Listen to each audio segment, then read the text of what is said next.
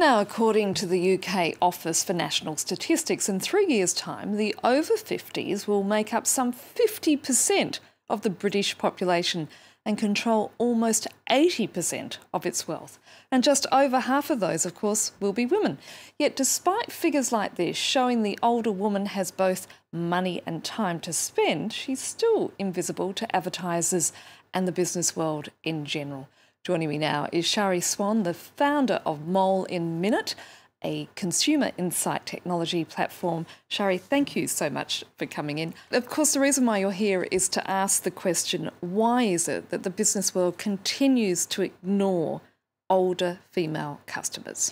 I think the answer can very easily be stated by using the old age trifecta of sexism, racism, and ageism. But of course, we know it goes much deeper than that. In fact, there are three key trends that I feel are driving this movement.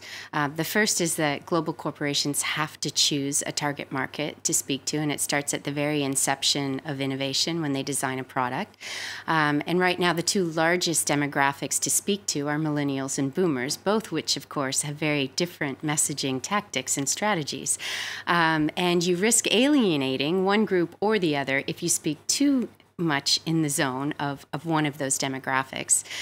So brands, I think, take the easy route and also the route that will least name them as an older brand or corporation or an aging brand. And so I think there's a bit of a trip up which is happening there. I think the second key thing is global leadership and the fact that there are only 32 females in leadership roles at the CEO level in Fortune 500 companies.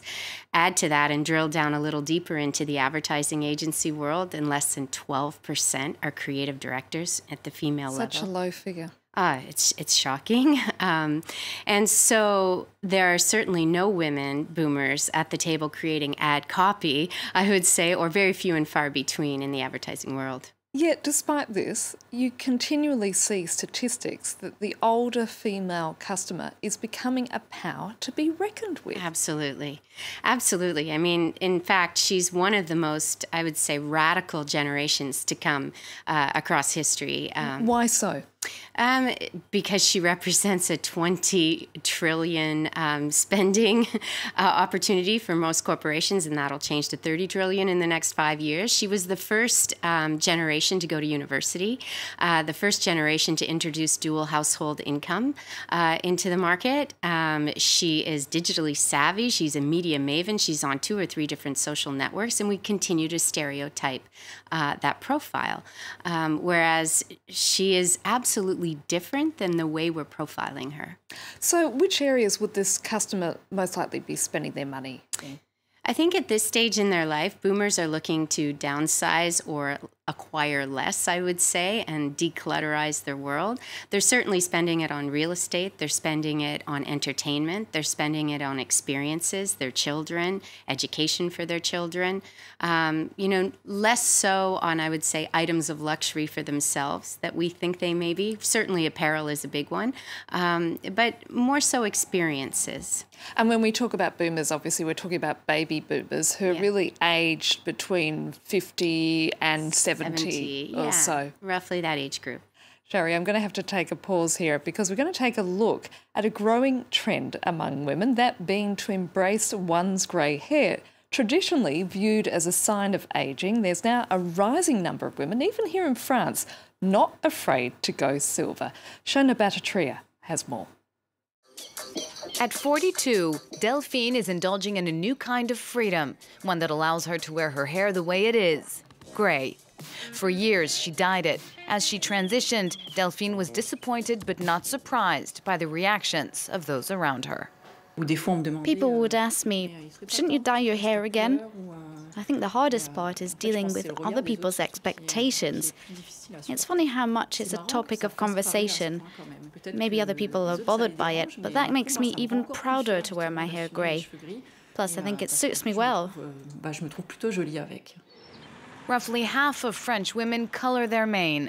The hair dye industry in France is reportedly worth more than €1 billion. Sophie also decided to go grey. In line with a social movement coming out of the United States, she's accepting herself for what she is, ignoring social rules that idealize eternal youth. With other girlfriends who've accepted their natural color, Sophie started an informal discussion group.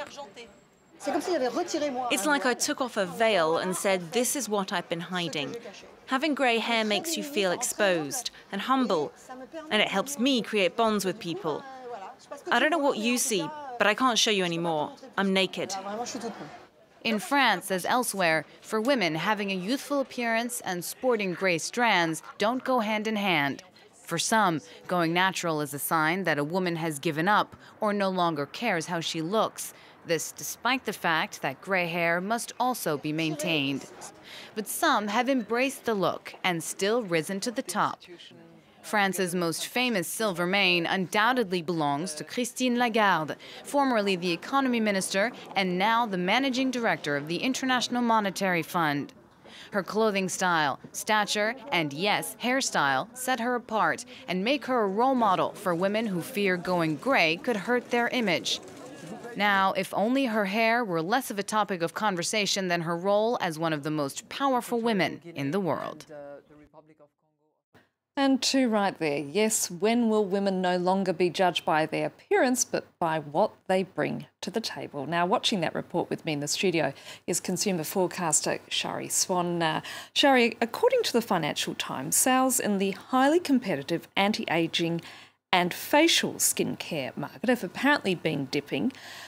So are we starting to see a revolution here like we saw in that report, where women are starting to embrace the features of being an older person? I would say that this decline in sales as it relates to aging products has been afoot for quite some time. Women are living more active, healthier lifestyles. They're intelligent about ingredients and products. And I often use a term called going tharn, which is from the book Watership Down. I think we've reached a place where, you know, we are like a deer in the headlights and overwhelmed with the amount of information and content that comes out through this fire hose of marketing, be it, you know, vitamin C, AHAs, glycolic peels. Where do you start in this whole list of things that come across? And so what ends up happening is the opposite of what corporations would like. People switch off. Yeah, they switch off and they go for much basic products. You were talking earlier about the fact that there is such low representation of females at key positions in the business world and particularly in the advertising world. What do companies need to do to readdress that? Yeah, I think it starts with changing the global message inside the company and addressing the fact that they are speaking to women and perhaps not the right tone with the right information. So it has to come from the top of the organization. I think furthermore, as it relates to that, is that we have to start addressing her as a real person. You know, that go deeper, dive deeper, dig out of your head from the analytics. Companies right now are drowning in data, and I think we need to start dreaming with that data and be much more creative about how we speak to consumers at a deeper level and co-create and collaborate with them. Shari, it's been great speaking to you. Thank you so much. Thank you.